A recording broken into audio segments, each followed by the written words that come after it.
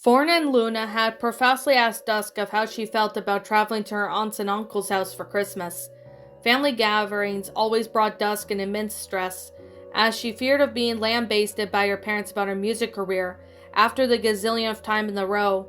However, this year, while Dusk still had some reminiscences of her parents being cold to her, still icicle-covered branches outside, she noticed a newfound relaxed feeling that she was not used to having around her parents. They finished up dinner around half an hour ago, and prior to opening presents, it was time for the Belvedux family tradition of playing a rousing game of Monopoly. It wasn't so rousing to Dusk, considering that she hated the game due to her extremely shabby Monopoly playing skills, but she just kind of learned just to accept it. "That's a lovely dinner, Carmen," Debbie exclaimed, as she moved her pawn 5 spaces to the left. "Pacific Avenue, that's mine," Alyssa exclaimed. "You owe me 26. Here you go." Debbie handed Alyssa the money. "Yes, it was a wonderful dinner," Uncle Nick commented. "That macaroni and cheese was practically good this year," Grandpa Aaron Sr. remarked. "Did you put something special in it?" "Yes, I indeed added a little extra butter. Clearly that did the trick," Carmen said with a chuckle. It was now Dusk's turn. She was pretty confident that she was going to lose. She only had 112. And she was nearly the highest earning spaces on the board, which she all had hotels with them. She rolled the dice and got a 6, and the blonde counted out the spaces. She promptly realized that she was screwed. She had landed on the boardwalk, which was literally the worst possible space that she could have landed on. Even if some of the mortgage some of her properties, she still wouldn't have nearly enough. "That's 2,000, Dusk," Taylor informed. "Well, I'm out," Dusk said. "Ha!" Aaron let out a light chuckle. "Just like how that's gonna go in real life." "Ha, yes, ha ha ha. Your oldest daughter is going to be richer than your youngest daughter." "What a riot," Dusk said dryly. "Hey," Jacelyn snapped. "That's not cool, Uncle Aaron." "It's just a game, darling," Uncle Nick reassured his daughter. "Yeah, he's just joking around," Uncle Jake chuckled. "I know it's a game, but that's really mean," Jacelyn argued.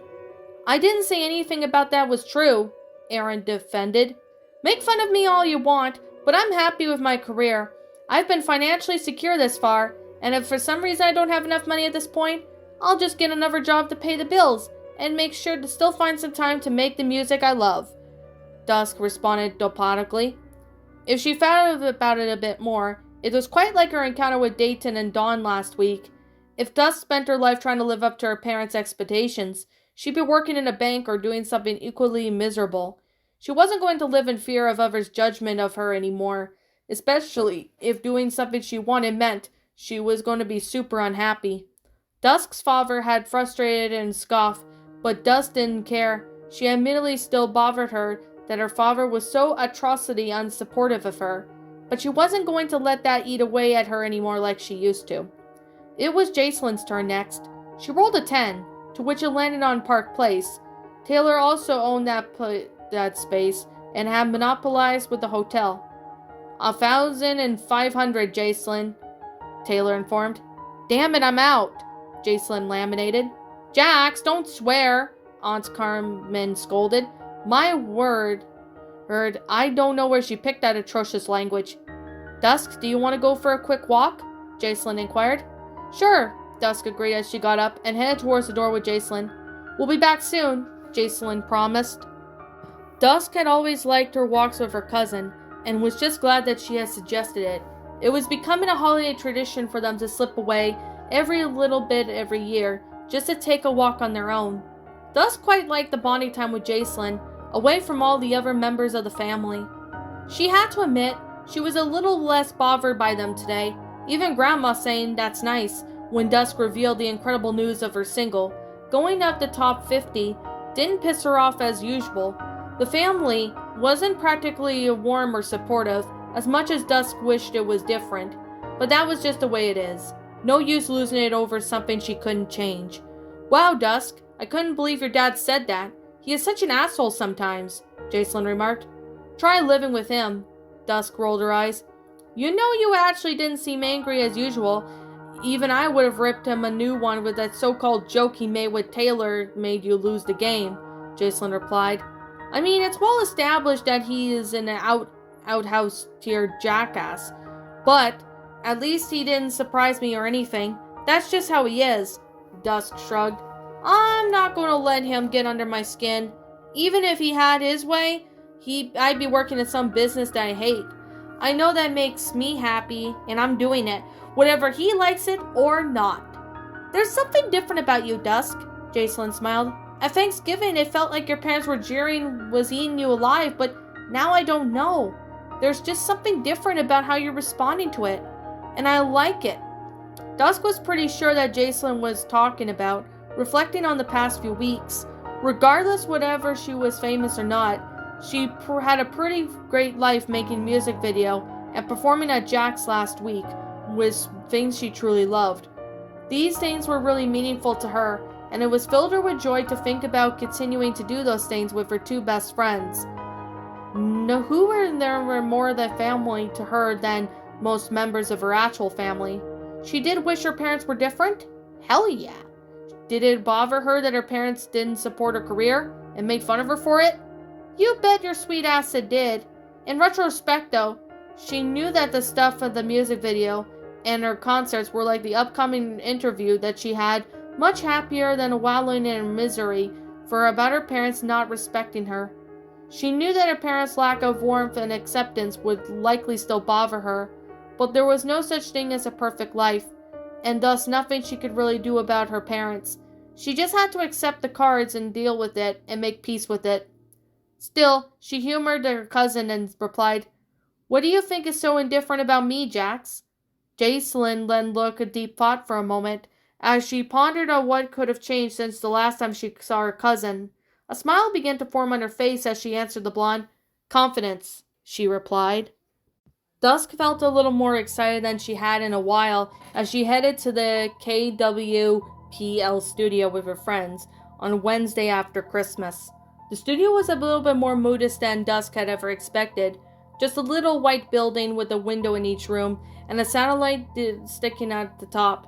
The ground and the station were covered with a light layer of snow. The branches on two sides of the trees were either side of the station also had a coating of white. Although the two trees stand on their own, there was a small area that was completely wooded on their side.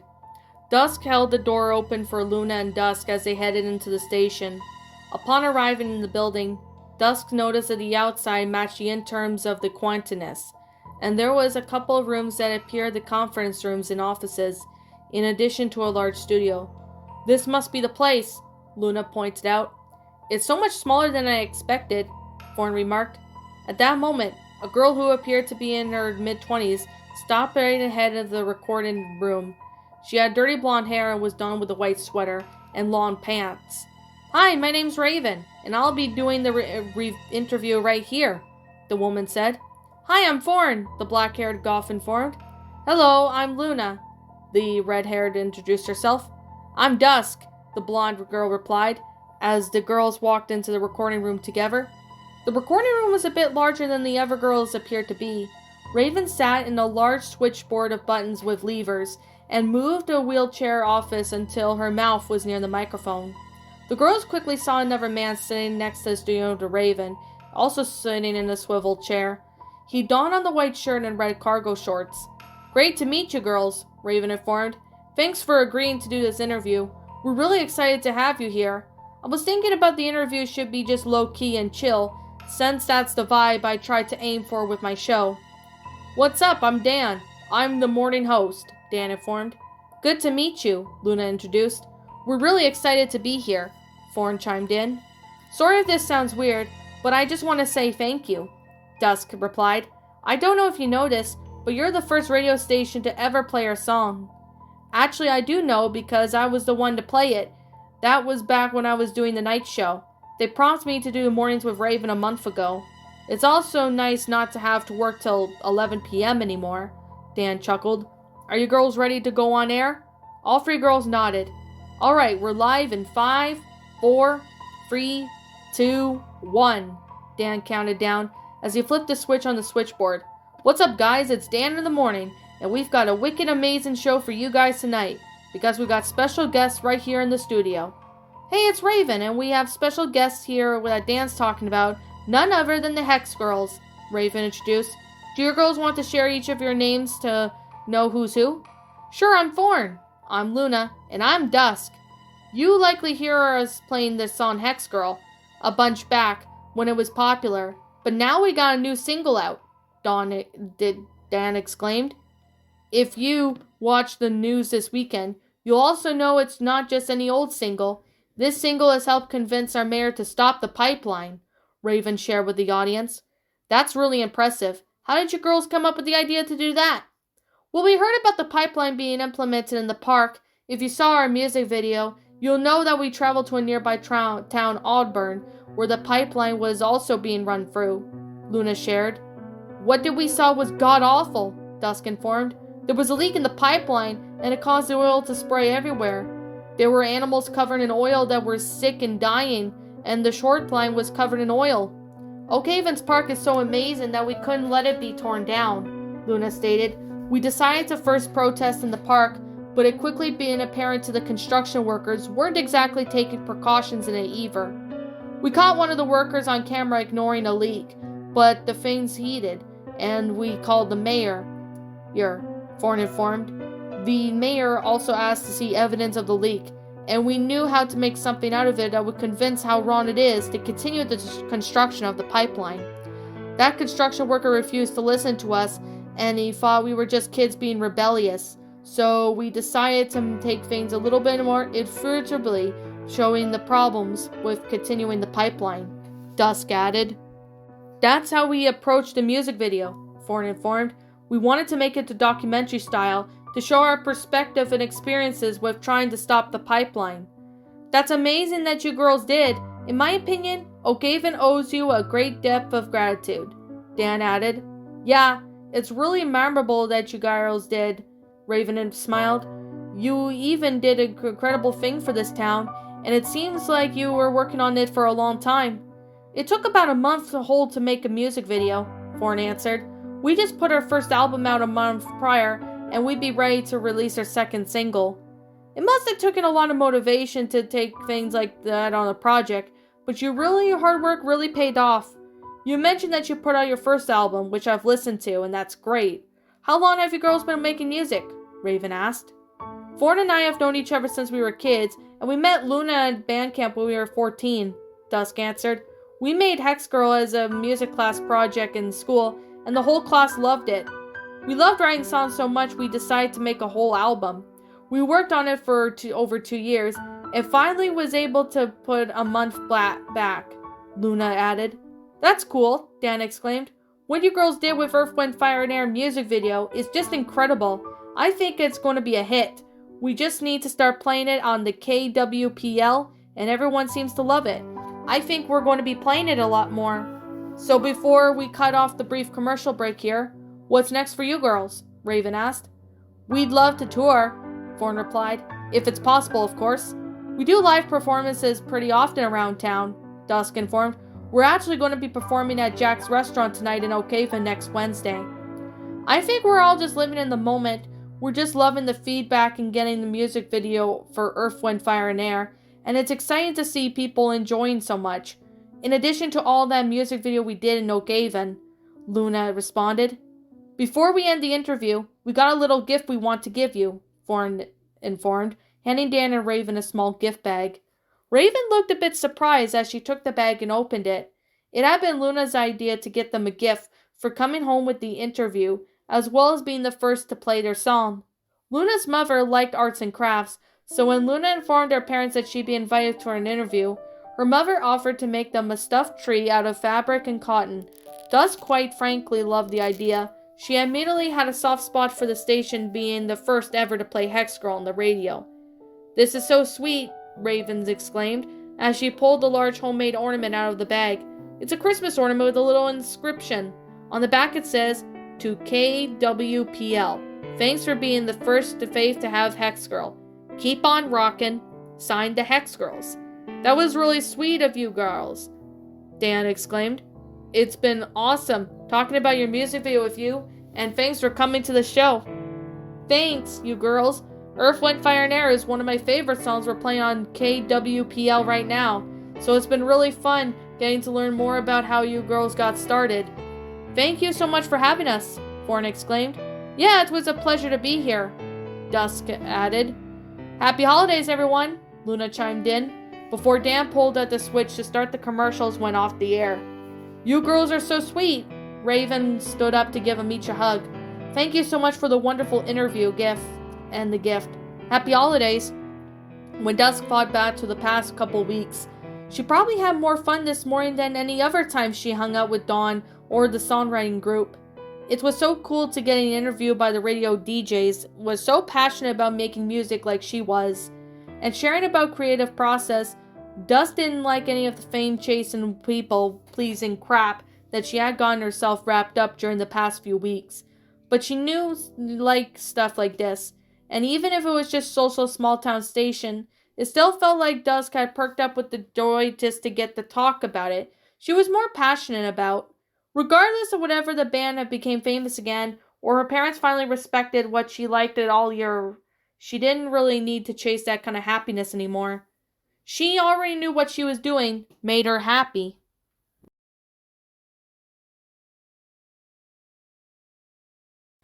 Well, that was a long Scooby-Doo story. Well, it's not as long as the other one by this author that I did, and that was Dawn and Dusk, a Scooby-Doo fanfiction written by WildwindVampire.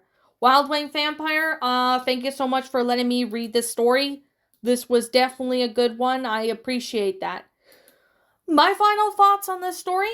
This is actually a really good sequel to the other Scooby-Doo story I narrated called Hex. If you guys remember back in 2022, I narrated the story Hex, and that story was pretty good. But knowing that this is a sequel to it, I personally really enjoyed it. I thought it was a really great sequel. Basically, it involves Dusk, associating with, a songwriting group, but then she sees their true colors, and, she decides to cut off all contact with those people. I mean, all the stuff that Dusk went through had really been, peer pressuring and stuff. And of course, she kind of almost jeopardized the friendship with the Hex girls, or Thorn and Luna in this case. I personally thought this was a really good story. It's a really good one. I personally really enjoyed the reading of it. It was definitely one of the best stories I've read. I've read some other good stories, but this one is just one of the good ones that I really have to say was good. I personally like this one. This one was pretty good. I personally really thought it was enjoyable. It was well made. I really liked the concept of this. This is actually a really good story. And I have left links to this story in the description, so you guys can go check out this story if you haven't. To WildwindVampire, if you're watching this, thank you so much for letting me read this story. I really appreciate it. You did a really good job with the story. This is an awesome sequel. You did put an awesome time and effort into the story, which is amazing. So, I guess with that being said, oh my goodness, I'm a bit tired. Oh, I'm a little tired today. I guess it's because, I guess it's just one of those days where I'm just really tired for no reason, but here I am, still reading stories for you guys. Okay, I personally really like this story. It's a really good one, and, the fact that Dusk learns, about, what she's doing, and she was not in the good path, so she ended up changing her ways near the end. That actually really is a good concept art. I really like the concept of this story. I thought it was really well made.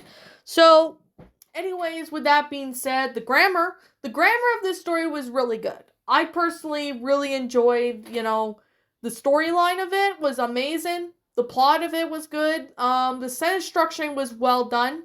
So, I just really enjoyed the story. I thought it was well made in detail. It's definitely a pretty good story. I personally like this one better than Hexed. Hexed was good, but I like this one better for some reason. I don't know what it is, but I guess it's just a sequel, and sequels usually are better. I guess that kind of really depends on circumstances. Anyways, with that being said, that being the case, Like I'm always going to say, this is just simply my own personal opinion, and if you happen to disagree with me, that's perfectly fine too. We're all entitled to our own opinions in regards to these stories. This is just simply my own personal thoughts. I give this story a 10 out of 10. Really enjoyable story, really good. I personally really enjoyed it, and it's just a really good read. I personally really enjoyed this story. This story was definitely fun. I really enjoyed it. I still love this story. So, as always, I'll leave a link in the description, so if any of you guys want to go check out this story, you're more than welcome to. Anyways, with that being said, that being the case, what did you guys personally think of this story? Did you all enjoy it? Did you all not? Also, what you have done personally to help make this story a lot better? Feel free to let me know what your thoughts are down in the comments below. I'm the Lion Queen. I want to thank you so much for watching today's video, and if you're new to my channel, be sure to leave a like, comment, and subscribe if you're new.